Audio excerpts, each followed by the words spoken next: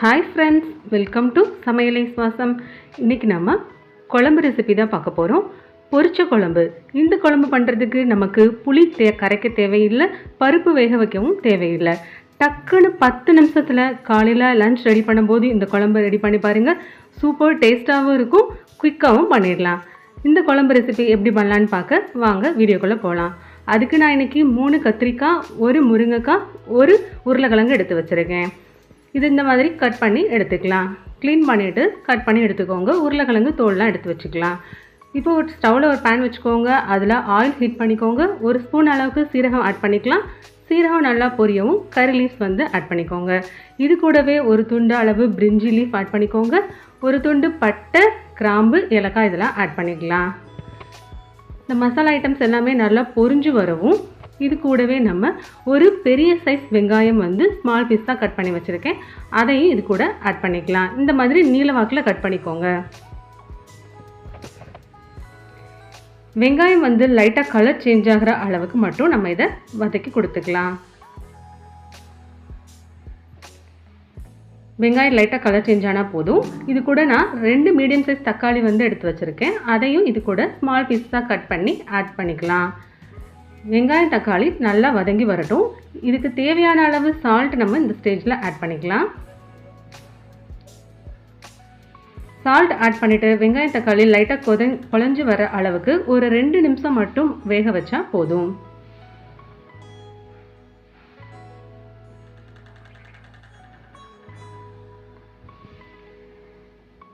இந்த அளவு வதங்கி வரவும் நம்ம கட் பண்ணி வச்சுருக்க காய்கறிகள் எல்லாமே இது கூட நம்ம ஆட் பண்ணிக்கலாம்.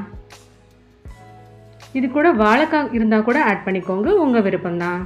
நான் இன்றைக்கி கத்திரிக்காய், முருங்கைக்காய், உருளைக்கிழங்கு ஆட் பண்ணியிருக்கேன். காய்கறிகளை தக்காளி வெங்காயத்தோட ஒரு 2 நிமிஷம் மட்டும் வதக்கி கொடுங்க. இது கூடவே நம்ம குழம்பு மிளகாய் தூள் ஆட் பண்ணிக்கலாம். நான் இன்றைக்கி மல்லித்தூளும் மிளகாத்தூளும் தனித்தனியாக ஆட் பண்ணிக்கிறேன். நீங்கள் குழம்பு மிளகாய் தூள் வச்சுருந்தா ஒரே தான் ஆட் பண்ணிக்கோங்க.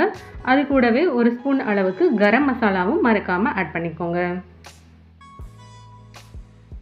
ஆட் பண்ணிவிட்டு இந்த மசாலாஸ் எல்லாமே நல்லா கோட் ஆகிற மாதிரி ஸ்டவ்வை சிம்மில் வச்சுட்டு நல்லா மிக்ஸ் பண்ணி கொடுங்க.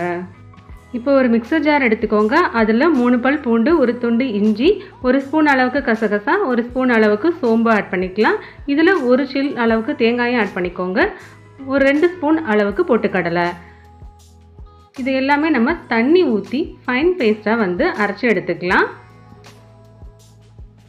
இப்போ தான் தண்ணி ஊற்றி அரைச்சி எடுத்துகிட்டு வந்தாச்சு. இந்த அளவுக்கு நல்லா பேஸ்ட்டாக அரைச்சி எடுத்துக்கோங்க. இந்த அரைச்ச பேஸ்ட்டு நம்ம ஆல்ரெடி மிக்ஸ் பண்ணி வச்சுருந்த வெஜிடபிள்ஸில் ஆட் பண்ணிக்கோங்க. ஆட் பண்ணிவிட்டு குழம்புக்கு தேவையான அளவு வாட்டர் நம்ம இந்த ஸ்டேஜில் ஆட் பண்ணிக்கலாம். நான் இன்றைக்கி 2 டம்ளர் அளவுக்கு வாட்டர் இது கூட நான் ஆட் பண்ணிக்கிறேன். வாட்டர் ஆட் பண்ணிவிட்டு குழம்பு தேவையான அளவு நம்ம கன்சிஸ்டன்சிக்கு அட்ஜஸ்ட் பண்ணிக்கோங்க. சால்ட் இந்த ஸ்டேஜில் செக் பண்ணி ஆட் பண்ணிக்கோங்க.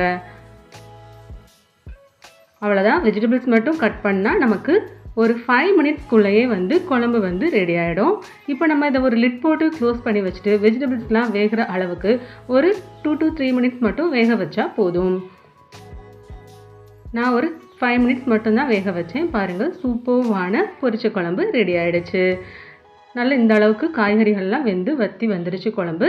இப்போ ஃபைனலாக இது மேலே கார்னிஷ்காக கொத்தமல்லி தாராளமாக ஆட் பண்ணிக்கோங்க. அவ்வளோதான், டக்குன்னு பொரிச்ச குழம்பு ரெடி ஆகிடுச்சு. இந்த ரெசிபி உங்களுக்கு பிடிச்சிருந்துச்சுன்னா மறக்காமல் நம்ம சேனலை லைக் அண்ட் சப்ஸ்கிரைப் பண்ணிக்கோங்க. Thank you friends.